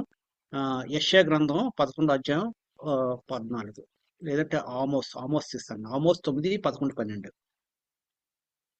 అంటే ఈ వాక్య భాగాల తర్వాత మీరు చదవండి. ఆమోస్ గ్రంథం 9-11-12 నేను చదువుతున్నాను. పడిపోయిన దావీదు గుడారంను ఆ దినం నేను లేవనెత్తి దాని గోడను బాగు చేసి దాని పోయిన చోట్లను బాగు చేసి ఏదోము శేషమును నా నామమును ధరించిన అన్యజనులని జానులు స్వతంత్రించుకున్నట్లు పూర్వప్రీతిగా దాన్ని మరలా కట్టుదును. ఇలాగ జరిగించి యెహోవాకు ఇదే. తర్వాత వాటివన్నిటి గురించి చెప్తాడండి. ఇందాక జోషి గారు ఇరాన్ వాళ్ళు మరలా వస్తారన్నది కూడా అందులో కొత్త అది ఈ 1000 ఏండ్ల శ్రమల కాలం అయిపోయిన తర్వాత ఆ టైంలో చాలా మంది ఈ ఇరాన్ వాళ్ళు కూడా మారుతారన్న విషయాలు. తర్వాత సంఖ్యాకాండంలో కూడా ఉంది. తర్వాత యెషయా గ్రంథంలో కూడా ఉంది. ఈ విషయాలన్నీ మీరు తర్వాత మీరు చదవచ్చు. అంటే చివరిలో మిమ్మల్ని అందరినీ ఇజ్రాయిల్ అందరినీ నేను బ్లెస్ చేస్తాను, మిమ్మల్ని అందరినీ రిస్టోర్ చేస్తాను, మిమ్మల్ని అందరినీ తిరిగి రప్పిస్తాను అన్న విషయాల గురించి చెప్తాడనమాట. అంతే. ఈ వాక్య భాగాలు మనం పెద్ద ఎక్కువగా అంటే మనకు ఈజీగానే అర్థమైపోతాయి. సో యాకోబు సంతతి వారు అందరూ, తర్వాత యేసేపు సంతతి వారు అందరూ. సో అంటే యాకోబు సంతతి వారంటే ఇజ్రాయేలీలు, యూదా వాళ్ళు, యేసోపు సంతతి వారంటే నార్దర్న్ ఇజ్రాయెల్ అనమాట. వాళ్ళందరూ తిరిగి ఇక్కడికి వస్తారు, వచ్చి వాళ్ళ దేశాన్ని స్వతంత్రించుకుంటారు. అప్పుడు దేవుడు తన 1000 ఏండ్ల పరిపాలన కొనసాగిస్తాడు అన్నది ఈ విషయం. అంటే ఇజ్రాయెల్ రిస్టోర్ చేస్తాడు. మొట్టమొదట మనం నేర్చుకునేది ఏంటంటే ఎదోముని ఏ విధంగా దేవుడు తీర్పు తెచ్చాడు, వాళ్ళకి ఎటువంటి శిక్ష విధిస్తున్నాడు, ఆ శిక్ష ఎందుకు విధించాడు, తర్వాత అన్య దేశాలకు కూడా శిక్ష ఉంటుంది, తర్వాత ఇజ్రాయెల్ని చివరిలో నేను బ్లెస్ చేస్తాను అన్న విషయాలు ఈ యొక్క యెహోవా గ్రంథంలో క్లుప్తంగా చెప్పబడ్డాయండి. కాకపోతే నేను కొన్ని విషయాలు మీకు అందరికీ చెప్పాలన్న ఉద్దేశంతో నేను ఇది కొంత త్వరగా ముగించాను. ఇప్పుడు మనం ఇందులోంచి మనం ఏమి నేర్చుకోవాలన్న విషయాలు నేను త్వరగా చెప్తాను. మనం ఏమనుకుంటే ఇదంతా ఇజ్రాయెల్కి లేదంటే ఎదోమీలకి వాళ్ళు చేశారు కాబట్టి వాళ్ళు ఆ విధంగా శిక్ష అనుభవించారు, మనకు ఏం సంబంధం అన్నట్టు మనం అనుకోవచ్చు. దానికి నేను కొన్ని కొత్త నిబంధన వచనాలతో పాటు కొన్ని విషయాలు నేను చెప్పాలనుకుంటున్నాను. అప్లికేషన్ అండ్ కంక్లూషన్ అండి. ఇది 10 నిమిషాల్లో ముగిసిన తర్వాత మనం క్లోజ్ చేసుకుంటాం. మొట్టమొదట 5 రకమైన రక్షణాలండి. 5 రక్షణాలు మీరు గుర్తుంచుకోండి. చాలా చక్కటి సెర్మన్స్ మీరు మీ చర్చిలో గానీ ఇవ్వచ్చండి దీని గురించి. ఎక్సలెంట్ మాట. మొట్టమొదట ప్రైడ్.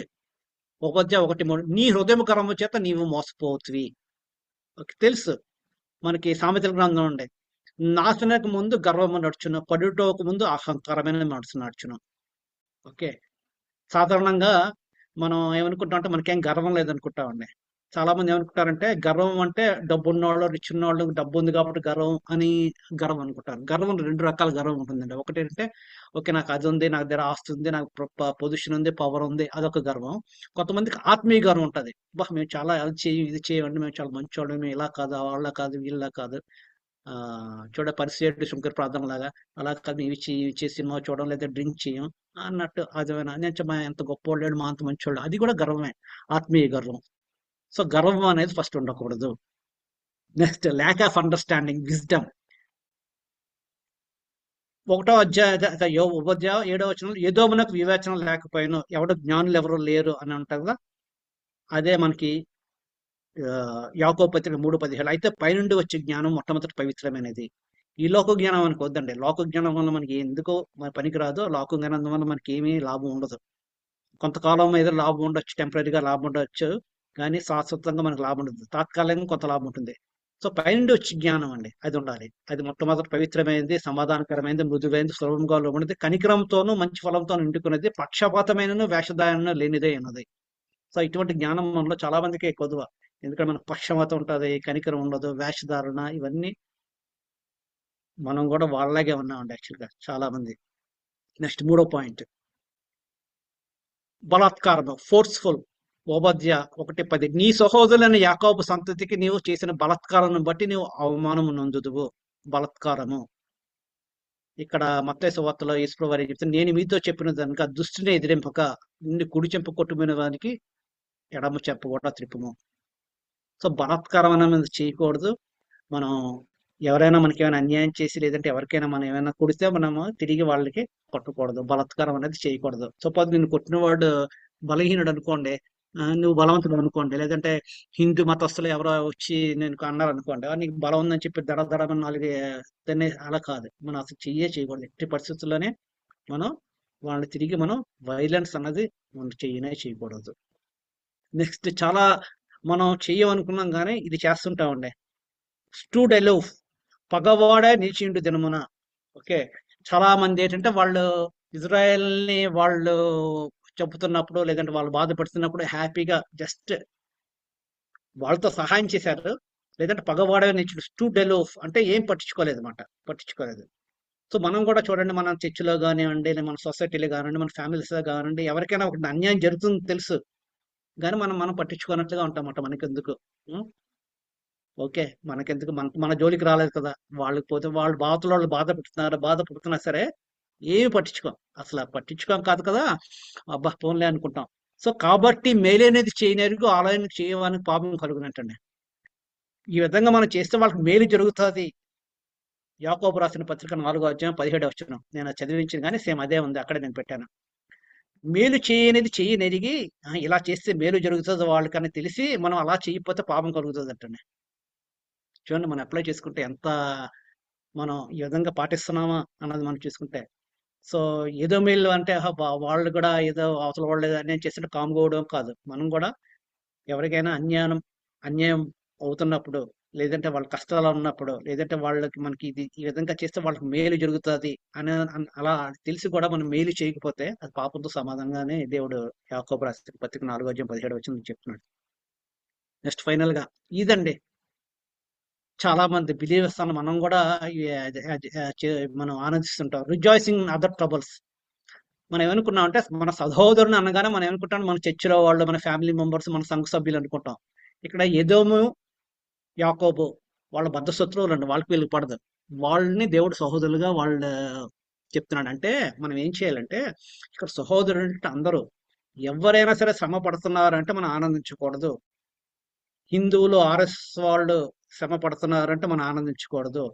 పాలస్తీనీయులు అయితే ఇజ్రాయెల్ వాళ్ళందరినీ చంపుతున్నారు, శ్రమ పడుతున్నారు. ఒక్కొక్కసారి ఎంత బాధలు పడుతుంటే ఆహా! భలే జరిగింది పోతే పోయింది కానీ ఇజ్రాయెల్ భలే వేశారు బాంబులు. హ్మ్. అని ఆనందించడం అనేది ఆనందించకూడదండి. ఎట్టి పరిస్థితుల్లో ఆనందించకూడదు. ఈ విషయం చాలా మందికి తెలీదు. మనం ఏంటంటే మన శత్రువులైనా సరే మనం ఆనందించకూడదు. శత్రువుల గురించి ప్రార్థన చేయాలి. ఫర్ ఎగ్జాంపుల్ నరేంద్ర మోడీకి ఏమైనా జరిగిందనుకోండి, ఏ మనిషి అయినా సరే చనిపోతున్నాడు, లేదంటే కష్టాల్లో ఉన్నాడంటే మనం ఫస్ట్ అయ్యో! ఆ వ్యక్తి చనిపోయాడు, యేసు ప్రభువుని తెలుసుకోకుండా చనిపోయాడు అని బాధ రావాలి. అంతేగాని భలే పోతే పోయింది కానీ చచ్చిపోయాడు, మంచి పని అయింది. గొడవ వదిలింది. అటువంటి మాటలు మనం చాలా మందిలో వింటుంటాం. అసలు అది మన క్రైస్తవుల కానే కాదండి అది. అసలు మనం ఎప్పుడు కూడా మనం ఎవరైనా సరే, మనం ముస్లిమ్స్ అవనియండి, హైందవులు అవనియండి, ఎవరైనా సరే వాళ్ళకి ఏమైనా మనం అన్యాయం జరిగితే, కష్టాలొస్తే మనం వాళ్ళ శ్రమలో మనం ఆనందించకూడదు. యాజ్ అ క్రిస్టియన్ ఒకటి నేను అంటే రీసెంట్ గా ఒక దాంట్లో చదివానండి. As a Christian your stands on the Israel Palestinian conflict should be rooted in biblical principle of justice, compassion and love for all people rather than blind allegiance to one side. It is crucial to avoid taking an extreme position and to recognize that humanity of both Israelites and Palestinians is important.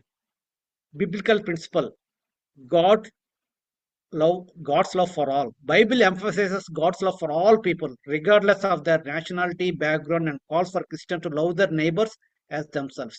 ఇలా చాలా విషయాలు మనం చూసుకుంటే చాలా మంది మనం blind గా Israel support చేస్తున్నామా, లేదంటే పాలస్తీన్లు బాధపడుతుంటే చనిపోతుంటే మనం ఆనందిస్తున్నామా, లేదంటే ఆ, మన ఆర్ఎస్ఎస్ వాళ్ళకి ఏమైనా జరిగితే మనం ఆనందిస్తున్నామా? చూడండి, ఇవన్నీ నేను చదువుకున్నప్పుడు నేను అంటే వీళ్ళ గురించి ప్రార్థన చెప్పి నరేంద్ర మోడీ మారాడు అనుకోండి, మనం ఎంత మంచిదండి, ఎందుకు మారకూడదు? ఎందుకు మనం ప్రార్థన చేయాలి? నరేంద్ర మోడీ మారాలని మనం ప్రార్థన చేయం. లేదంటే ఒసామా బిన్ లాడన్ మారాలని ప్రార్థన చేయం. పౌల్ని మార్చిన వాడు వీళ్ళు మార్చలేడా? చాలా మంది టెర్రరిస్టులు మారుతున్నారు. మనం ఎందుకు వాళ్ళ గురించి ప్రార్థన చేయం? వాళ్ళు మన శత్రువులా మనం ప్రార్థన చేయం? సో మరి వాళ్ళ గురించి కూడా మనం ప్రార్థన చేసిన బాధ్యత. తర్వాత వాళ్ళు కూడా శ్రమలు పడితే వాళ్ళు కూడా మనం సహాయం చేయొచ్చు. తప్పని అందరికీ మనం సహాయం చేయాల్సిన అవసరం ఉంది. అఫ్ కోర్స్ మన సంఘ సభ్యులకి మనకి సంబంధించిన వాళ్ళకి ఎక్కువ సహాయం చేయొచ్చు కానీ మనం ఎవరైతే క్రిస్తులలో ఉన్నాళ్ళో వాళ్ళందరినీ మనం మనం ఆదుకోవాలి. మంచి స్థైర్యుడు పడిపోయిన వాడు ఎవడో తెలియదు, అయినప్పటికీ సహాయం చేశాడు. సో 1 పేతురు 3:9 అండి. ఆశీర్వాదమునకు వారసులగుటకు మీరు పిలువబడుతుంది కనుక కీడుకు ప్రతి కీడైనను దోషునికి ప్రతి దోషునైనను చేయక దీవించుడి. చూడండి, మన వాట్సాప్లోనే చాలా మంది వాగ్దానాలు పంపిస్తుంటారు. అది చాలా తప్పండి. ఇక్కడ ఏం చేస్తారంటే ఏం పంపిస్తారంటే ఆశీర్వాదమునకు వారసులకు మీరు పిలువబడుతుంది ఫుల్ స్టాప్. ఆశీర్వాదమునకు వారసులు ఒకటికి మీరు పిలువబడుతుంది ఫుల్ స్టాప్. భలే ఉంది. మన ఆశీర్వాదానికి వారసులు ఒకటి పిలువబడ్డాం కానీ గనుక అది వదిలేస్తారు ఎవరు? కీడుకు ప్రతి కీడైనను దోషునికి ప్రతి దోషునైనను చేయక దీవించుడి. చూడండి, వాగ్దానాల్లో కండిషన్స్ ఉంటాయి. అవి మనం కండిషన్స్ ఏమి చెప్పం. మనం ఎలా చేసినా సరే మన ఆశీర్వాదం మనకు వచ్చేయాలి. ఎలా జీవించినా సరే ఆశీర్వాదానికి వాసులు అయిపోవాలి. ఆ ఆశీర్వాదం వాసులు అయిపోవడానికి మనం పిలువబడ్డామని ఎవరైనా చెప్తే అబ్బా అంతే. పాపం, పశ్చాత్తాపం ఇటువంటివి చెడు వదలాలి. మంచిలా యేసుప్రభు స్వరూపంలో ఎదగాలి. శత్రువులను ప్రేమించాలి. కీడు చేసే వాళ్ళకి కీడు చేయకూడదు. కీడు చేసే వాళ్ళకి మనం మేలు చేయాలి. దోషం చేసే వాళ్ళు మనం దూషించకూడదు. ఇటువంటివన్నీ మనకు అవసరం లేదు. మనకు కావాల్సిందల్లా ఆశీర్వాదమే. ఇక్కడ పేతురు చెప్తున్నాడండి. ఓబద్య కూడా చెప్పాడు. మరి కొరింథీయులకు రాసిన పత్రిక 10 అధ్యాయం 24 వచనంలో ఏముంటుంది? ఎవడనో తన కొరకే కాదు ఎదుటి వాని కొరకు మేలు చేయ చూచుకొనవలెను. ఎవడనో తన కొరకు కాదు ఎదుటి వాని వరకు మేలు చేయ. ఇవన్నీ పాటిస్తే మన క్రిస్టియన్స్, మన సంఘాలు అసలు ఎవరికి ఎవరు పేదవాళ్ళు ఉండరు. అందరికీ అన్ని అవసరాలు తీరుతాయి. ఇటువంటి మనం చేయం. మనం rejoicing in other troubles. Other Christians మనకు నచ్చిన క్రైస్తవులు కూడా వాళ్ళ బాధల్లో ఉన్నారు, చిచ్చి వాళ్ళ బాధల్లో ఉన్నట్టు మన ఆనందం. ఉం? ఇంకా మన శత్రువులు వేరే వాళ్ళు మరి వాళ్ళ బాధల్లో ఉంటే మరి ఇంకా మనం ఆనందిస్తూనే ఉంటాం, ఇంకా ఆనందిస్తుంటాం. సో ఇటువంటివన్నీ మనం వదులుకోవాలండి. యాక్చువల్గా ఇటువంటివన్నీ వదులుకో. అసలు ఈ విధంగా మనం ఉపోద్య గ్రంథం ద్వారా దేవుడు చాలా విషయాలు మనకి నేర్పిస్తున్నాడు. సో ఈ యొక్క 5 విషయాలు అంటే బ్రీఫ్ గా నేను చెప్పాను. మిగిలిన ఇది అంతా ఫస్ట్ పార్ట్ అండి. రెండో పార్ట్ గురించి చాలా మెసేజ్ లాంటి మనం చాలా డీటెయిల్ గా వెళ్ళొచ్చు, కానీ నేను అవన్నీ చాలా స్లైడ్స్ కట్ చేశాను. సో ఫైనల్ గా conclusion, let us recognise our unknown hidden unrecognised pride. చాలా మంది మనకు గర్వం లేదనుకుంటాం, కానీ ఒక విధంగా మనం ఏదో విధంగా గర్వం వ్యక్తపరుస్తూనే ఉంటాం. మన మాటల్లో కానీ మన చేతల్లో కానీ నేనైతే ఇలా కాదు, నేను ఇలా కాదు. ఎప్పుడు అసలు మన మన హృదయంలోంచి కానీ మన మాటల్లో కానీ మన ప్రోత్సాహంలో గర్వం అనేది రాకూడదండి. కేవలం దేవుని యొక్క కృప, గ్రేస్. అదే మనం ఎప్పుడు ఏదైనా సరే అది మన యొక్క దేవుని కృప. నీవేమైనా కష్టపడ్డావు, నీ గ్రేట్ ఉందంటే దేవుడు చెప్పాలి, కానీ మనుషులు కాదండి. మనుషులు ఎవరైనా కూడా మనం పొగిడినా సరే దేవుని కృప మనం చెప్పి ఉండాలి. గర్వం అనేది ఎట్టుకొస్తున్న రాకూడదు. నెక్స్ట్ ఏంటంటే మన పశ్చాత్తాపం పొందాలి. యేసుప్రభు స్వరూపంలో let us make effort to grow in Christ. Let us extend support our brothers in need. Let us love our brothers. అంటే నేను చాలా విషయాలు చెప్పలేదు. 5 పాయింట్లు ఉన్నాయి కదా, 5 పాయింట్లు దానితో పాటు యాడ్ చేస్తాను అనమాట. ఇవన్నీ మనం చేయాల్సిన బాధ్యత ఉంది. యేసుక్రీస్తు స్వరూపంలోనికి ఎదగాలి. సో దీనికి ఈ ఉపధ్యాయ గ్రంథానికి మీరు నేను ముగించేస్తున్నానండి. ఇంకా 4 minutes లో ఒక టైటిల్ ఇవ్వాలి అనుకుంటే నేను ఒక టైటిల్ ఇచ్చానండి దీనికి. Message of Obadiah P cube. P cube అంటే PPP, P into P into P. So దానికి ఈ విధంగా నేను టైటిల్ ఇచ్చానంటే మీకు జస్ట్ మీకు పి అంటే ఒకటి పవర్, ప్రైడ్, పెరిష్. మరి వీళ్ళు చాలా పవర్ లో ఉన్నారు, గర్వం వచ్చింది, పెరిష్ అయిపోయారు. ఏదో మేలు. Powerful to perishing because of pride. మీరు ఎంత గొప్పోళ్ళు, ఎంత పవర్ ఉండి, మీకు ఎంత డబ్బు ఉండి, ఏమున్నా సరే మీలో గర్వం వచ్చిందంటే మీ పని అయిపోద్ది అంతే, పెరిష్. ఈ లోకంలో కాకపోయినా దేవుడు ఎప్పుడొకప్పుడు గర్వం అనేది ఎప్పుడు నాశనానికి నడిపిస్తుంది. గర్వం అనేది ఎప్పుడు మంచిగా నడిపించదు. సో కాబట్టి గర్వం అనేది ఉండాలి. సో ఎటువంటి పరిస్థితుల్లో అది దేవుని కృప వలన మన విధంగా ఉన్నామనే విషయాన్ని మనం మర్చిపోకూడదు. అంటే దేవుని కృప ఉందని చెప్తాము, ఒక పక్క నుంచి మళ్ళీ గర్వాన్ని వ్యక్తం చేస్తుంటాం. మేము ఎలా కాదండి, మా కుటుంబం ఎలా కాదు, లేదంటే మా సంఘం ఎలా కాదు, మేము ఎలా కాదు, అలా కాదు. గర్వం అంటే ఏదో సంథింగ్. అదర్వైజ్ ఇంకొక title powerful to powerless because of pride, లేదంటే pride leads to perish. Perish అంటే destruction even if you are powerful. So ఈ యొక్క మెసేజ్ యొక్క టైటిల్స్ అండి. నేను మెసేజ్ ఇచ్చినప్పుడు ఏమైనా మెసేజ్ ఉపోద్యం ఇస్తే ఈ టాపిక్స్ మీద నేను మెసేజ్ ఇస్తాను. సో ఇదండి నేను మీకు చెప్పాలనుకున్నది. అంటే ఇజ్రాయెల్ గురించి, ఇరాన్ గురించి టాపిక్ వచ్చింది కాబట్టి చెప్తున్నాను. మాకు చాలా మంది ఇజ్రాయెల్కి బ్లైండ్ గా సపోర్ట్ చేస్తుంటారు కదా, జస్ట్ ఆ విషయాలు చెప్పి ముగిస్తానండి. ఇది చూసారా, రెయిన్బో కలర్స్ అంటే ఎల్జిబిటి కమ్యూనిటీ గుర్తండి. ఇది ఇజ్రాయెల్. ఇది టెల్ అవీవ్ అనే ప్రాంతం. చూడండి, Tel Aviv pride is a week-long series of events in Tel Aviv which takes place on the second week of June as a part of international observance of Gay Pride Month. The key event taking place on Friday is the Pride Parade itself, which attracts over 250,000 attendees. 2,50,000 మంది ప్రపంచం దగ్గర నుంచి అందరికీ ఈ grey lesbians ప్రేరేట్ చూడండి. వీధిలో ఎంతమంది జనాలు ఉన్నారు. ఈ రెయిన్బో కలర్స్ అంటే వాళ్ళ సింబల్ అండి. ఇది టెల్ అవీవ్ లో ఉన్న జ్యూస్. చాలా మంది జ్యూస్ ఈ గేస్, లెస్బియన్స్ వీటిలో ఉన్నారండి. దీన్ని బట్టి మీరు చెప్పండి, వీళ్ళు బాగుండాలి. పాలస్తీన్ అంటే నేను ఎవరిని సపోర్ట్ చేయట్లేదు, కానీ మరి ఎవరినైనా మనం ప్రేమించాలి, ఎవరినైనా సరే మనం చేయాలి. అంటే బ్లైండ్ గా సపోర్ట్, ఎక్స్ట్రీమ్స్ అవ్వకూడదు, బ్లైండ్ గా సపోర్ట్ చేయకూడదు. ఇది ప్రస్తుతం ఇజ్రాయెల్లో టెల్ అవీవ్ లో ఉన్న చాలా మంది పరిస్థితి. మంచి వాళ్ళు ఉన్నారు, మంచి వాళ్ళు లేరని కాదు. సో ఏది ఏమైనా మనం అక్కడ మెసేజ్ ఏంటంటే యేసు ప్రభువుని ఎవరైతే అంగీకరిస్తారో వాళ్ళు యూదులు అవ్వనండి, గ్రీస్ దేశాల నుండి, పాలస్తీన్ల నుండి, అరబీల నుండి, ఎదోమీలు అవ్వనండి, ఎవరైనా సరే మనందరం యేసు ప్రభువులో ఒకటే. ఆ విషయాన్ని మనం గ్రహించాలంటే ఇజ్రాయెల్ మీద ప్రణాళిక ఉందండి. అది మనంతా దాని గురించి తెలుసు. ఇప్పుడు దాని గురించి డీటెయిల్ రావట్లేదు కానీ, యుద్ధాలు వచ్చినప్పుడు వాటి గురించి కూడా ఇంకా ఇజ్రాయెల్ ఏది చేసినా ఇజ్రాయెల్ కరెక్టే. దేవుడే ఇజ్రాయెల్‌ని శిక్షించాడు. ఎదోమును కూడా శిక్షించాడు. దేవునికి ఏమీ పార్షియాలిటీ లేదు. ఇజ్రాయెల్ ఇంకా ఎక్కువగా వాళ్ళు చేసిన పాపాలు బట్టి వాళ్ళని శిక్షించాడు. ఇరాన్‌ను వాడుకున్నాడు. ఈరోజు జోషి గారు చెప్పారు. ఇరాన్‌ని దేవుడు తన ప్రణాళికలో ఇజ్రాయెల్‌ని శిక్షించడానికి ఇరాన్‌ని వాడుకున్నాడు. పెర్షియాని వాడుకున్నాడు. కాబట్టి దేవుడు ప్రణాళికలున్నాయి. ఈ యొక్క అంచె దినాల్లో జరగబోయే ఇశ్రాయేల్ గురించి ప్రణాళికలన్నీ నెరవేరుతాయి. కాకపోతే మన మెసేజ్ ఏంటంటే ఎదోమీయులు అవనండి. తర్వాత మన జోషి గారు ఒకసారి కామెంట్ ఎదోమీయులు అన్న వాళ్ళు ఇప్పుడు లేరండి. ఆ విషయాన్ని నేను చెప్తున్నాను. ఎదోమీయులు అన్న వాళ్ళు ఎండ్ అయిపోయారు. వాళ్ళే తర్వాత ఎదోమీయులు కొంతమంది చెదిరిపోయి ఇదుమియాన్ ప్రాంతంలో వాళ్ళు సెటిల్ అయ్యారు. వాళ్ళని ఎదోమీయుల్ని ఇదుమీయులు అంటే ఇదుమైట్స్ అంటారు. ఇప్పుడు హేరోదు ఇదుమియా అంటారు. హేరోము ఇదుమీయుడు అండి. సో తర్వాత ఈ ఎదోము దేశం అనేదే లేదు. అది అంటే ఈ ఎదోముకు సంబంధించిన వాళ్ళు అక్కడక్కడ ఉన్నారు కానీ ఎదోము దేశం అనేది మొత్తం వెళ్ళిపోయింది, తుడిచిపోయింది. వరల్డ్ మ్యాప్ లో లేదు ఎదోము అన్నది. కానీ ఇజ్రాయెల్ ఉంది, ఎందుకంటే అది దేవుడి ప్రణాళిక. కాబట్టి ఇజ్రాయెల్ ఉంటది. చివరి వరకు ఇజ్రాయెల్ అందరూ ఇజ్రాయెల్ సమకూర్చారు చివరి చివరి దినాల్లో. సో ఆ విధంగా దేవుడు ఇజ్రాయెల్ రిస్టోర్ చేయబోతున్నాడు. సో కాబట్టి ఈ మెసేజ్ మన అందరికీనండి.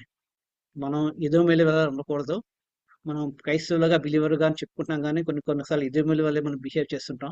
ఎస్పెషల్గా అవన్నీ మనం చేయకుండా ఉండాలని చిన్న యొక్క సందేశాన్ని నేను ఉపాధ్యాయ గ్రంథం ద్వారా కొన్ని నేర్చుకొసుకున్న విషయాలు మరి డీటెయిల్ గా చెప్పడానికి అవ్వలేదు, సమయం లేదు కాబట్టి చాలా స్లైడ్స్ కూడా నేను మిస్ చేశాను. అంటే చాలా రిఫరెన్సెస్ కూడా ఉన్నాయి, వాటన్నిటిని నేను స్కిప్ చేసి బ్రీఫ్ గా ఒక 45 నిమిషాలు 55 నిమిషాల్లో చెప్పడానికి ప్రయత్నం చేశాను. సో దేవుడు యొక్క చిన్న సెషన్ ని దీవించిన గాక. థ్యాంక్ యూ అన్న, very brief and excellent teaching. నిజంగా చెప్పాలంటే చాలా బాగా అర్థమైందని నేను అనుకుంటున్నాను. చాలా బాగుంది రవికాంత్. రవికాంత్ చాలా బాగా చెప్పారు. ఏదోమ్ గురించి ఒకసారి జోషన్ గారు బాగా ఎక్స్ప్లెయిన్ చేశారు. ఆ ఎక్స్ప్లెనేషన్ అంతా గుర్తొచ్చింది అనమాట, మీరు ఆ ఫొటోస్ అవి చూపిస్తూ ఉంటే చాలా చక్కగా అర్థమైంది. అంటే వాళ్ళ కొండ సందులో ఉండడం, ఆ కొండ పైన ఉండడము, అవి యాకోబు తిరిగి వచ్చినప్పుడు ఏదోమ్ గురించి చెప్తా ఉన్నారు అనమాట. ఏసావు మేము కొండ మీద ఉన్నాం, మాకేం అవసరం లేదు, మేము చాలా ఎత్తులో ఉన్నాము అని అట్లా he use to be very proud of himself అనమాట. అది ఆ టైంలో ఒక యాకోబు ఏసావు గురించి చెప్తున్నప్పుడు చెప్పారు ఆయన. ఆ మాటలు ఇప్పుడు గుర్తొస్తున్నాయి మీరు ఫోటోలు చూస్తుంటే. చాలా అందంగా ఉంది అక్కడ ప్లేస్. థ్యాంక్ యూ థ్యాంక్స్ అండి. దేవుడి నామానికి మహిమ కలుగును గాక. ఏమైనా ప్రశ్నలు ఉంటే చెప్పండి. చెప్పిన దాని మీద నేను ప్రశ్నలు తీసుకోగలను కానీ ఎండ్ టైమ్స్ గురించి వాటి గురించి అంటే మరి జోషి గారి కంటే అంతకంటే బాగా చెప్పేవాళ్ళు ఎవరు లేరు. ఇప్పుడు చెప్పబడిన దాని గురించి ఏమైనా ప్రశ్నలు అడగచ్చు, లేదంటే క్లారిటీ ఉందంటే పర్లేదు. రవికాంత్ సార్ చెప్పండి brother. Approved sir, Vijayawada. Actually మీరు చెప్పినటువంటి పాయింట్స్ లో చూసుకున్నట్లయితే కనుక why should we should not take a stand, whether Israel కానీ మనం పాలస్తీనా వైపు కానీ స్టాండ్ ఎందుకు తీసుకోకూడదని ఒకసారి జోషిరెడ్డి సార్ చెప్పారనమాట. ఏం చెప్పారంటే actually Christians are more in Palestine than who support, అంటే యేసు ప్రభు వారిని నమ్మినటువంటి వారు ఎక్కువగా పాలస్తీనా దేశంలో కూడా ఉన్నారు. కానీ ఈ యూదులు ఆ పాలస్తీనాలో ఉన్నటువంటి క్రైస్తవులను కూడా చంపటం అనేది జరుగుతుంది. మనము గుడ్డిగా ఇజ్రాయెల్ దేశాన్ని నమ్ముతాము, ఎక్కువగా దాన్నే సపోర్ట్ చేస్తాము, అది గెలవాలని ఆకాంక్షిస్తాం. కానీ అక్కడ చనిపోతున్నటువంటి వారు క్రైస్తవులు చనిపోతున్నారు, ఇతరత్రమైనటువంటి వారు చనిపోతున్నారు. కాబట్టి ఇరువురికి యుద్ధం జరగకోకుండానే మీరు ప్రార్థన చేయాలి అని సార్ చెప్పారండి ఒకసారి. అవునండి, చాలా కరెక్ట్ గానే చెప్పారు బ్రదర్. యాక్చువల్ మనం ప్రార్థన చేయాలి బ్రదర్. యాక్చువల్ గా ఇప్పుడు చూడండి, ఈ పాలస్తీన్లు కూడా వాళ్ళు విడిచిపెట్టరు, వీళ్ళేమో వాళ్ళు ఇంకా అలాగ గొడవలు అవుతూనే ఉన్నాయి. తర్వాత ఏంటంటే ఈ మధ్యకాలం మీరు న్యూస్ విన్నారో లేదో, చర్చిని డ్యామేజ్ అయిపోయిందండి, బాంబ్ అయిపోయింది. వెంటనే వీళ్ళు ఆర్థడాక్స్ ప్రీస్టులు వాళ్ళందరూ అక్కడికి వెళ్ళడం జరిగింది. ఒక చర్చిని డ్యామేజ్ చేశారు, బాంబ్స్ చర్చ్ మీద పడ్డాయి. ఉన్న చర్చి కూడా 600 మంది బిలీవర్స్ ఉన్నారంట. ఆ చర్చ్ మీద కూడా వాళ్ళు అటాక్ చేయడం జరిగింది. అంటే బై మిస్టేక్ అయిందిలేండి, వాళ్ళ క్షమాపణ కూడా చెప్పారు. నవ్ ఆల్సో అస్టానిషింగ్ ఫ్యాక్ట్ ఏంటంటే ఇప్పుడు ఇరాన్లో కూడా హైయెస్ట్ బిలీవింగ్ అనేటువంటిది దేవుని వైపు చాలా కొన్ని వేల మంది తిరిగారండి ఈ మధ్య కాలంలోనే. అవును, సీక్రెట్ బిలీవర్స్ ఉన్నారు బ్రదర్. సీక్రెట్ అంటే అఫీషియల్ గా వాళ్ళు ఉండడానికి లేదు, సీక్రెట్ బిలీవర్స్ ఉన్నారు అంటారు. అవును, nearly 30-40% are Jesus Christ believers అని చెప్పేసి వాళ్ళు అంటే మనం చెప్తున్నారండి ఇప్పుడు. చెప్పలేము, పర్సంటేజ్ మనం చెప్పలేం కానీ ఉన్నారు బ్రదర్. పర్సంటేజ్ 30-40 అంటే చాలా ఉన్నారు ఎక్కువ, ఉన్నారు అంతమంది ఉండకపోవచ్చు. Yes yes, God is doing miracles అండి అక్కడ కూడా. అవును అవును brother, yes. Right sir.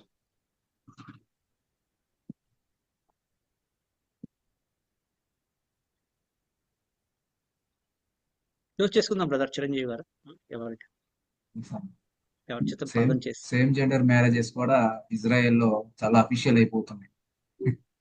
Correct. అది కూడా ఫస్ట్ అసలు ఆ ఏరియా అంతట్లో ఇజ్రాయెల్ చాలా ఓపెన్ అండి. అంటే అన్ని చుట్టుపక్కల అన్ని చాలా స్ట్రిక్ట్ కదండి. అరబ్స్ వాళ్ళ ఇజ్రాయెల్ లో చాలా ఓపెన్ వాళ్ళన్ని. ఇంకెవరైనా క్వశ్చన్స్ ఉంటే అడగండి, అంటే 2-3 minutes లో. నో ప్రాబ్లం, పర్వాలేదు.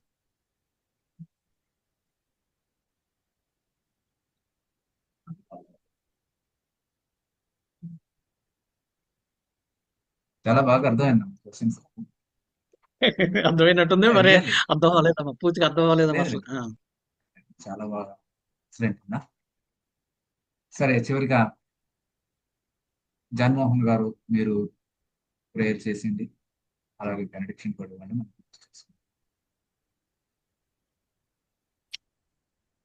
ప్రేమ నమ్ముకైన మా పర్లోక తండ్రి, పరిశుద్ధాత్మ దేవాన్ని పొందనాలు స్తోత్రం చెల్లిస్తున్నాం. మీ దాసుని నాయన మీరు నిలబెట్టుకుని ప్రభా, ఓబద్యాలైనటువంటి ఆయా కొన్ని ఆత్మ సత్యాలు నాయన 3 అద్భుతంగా P3 ఈ పవర్ ఆఫ్ 3 నాయన 3 విషయాలు మీరు జ్ఞాపం చేశారు. మీకు స్తోత్రాలు తండ్రి. ఆయన మా ప్రభా ఈనాడు తండ్రి నాయన అయ్యా మరి క్రైస్తవులు అయ్యా మరి తండ్రి ఎంతో ప్రభా అయ్యా అనేక రకాల హింసలు పొందుతున్నారు. నీ కొరకు నాయన నీకు స్తోత్రాలు చేస్తున్నాం. నేను వచ్చే పర్యంతో నమ్మకంగా ప్రభా తండ్రి అయ్యా మరి ఇజ్రాయెల్ కూడా అనేకులు నేను నీ వైపు తిప్పగొట్టడానికి ప్రభా నీ కృప దయచేయండి.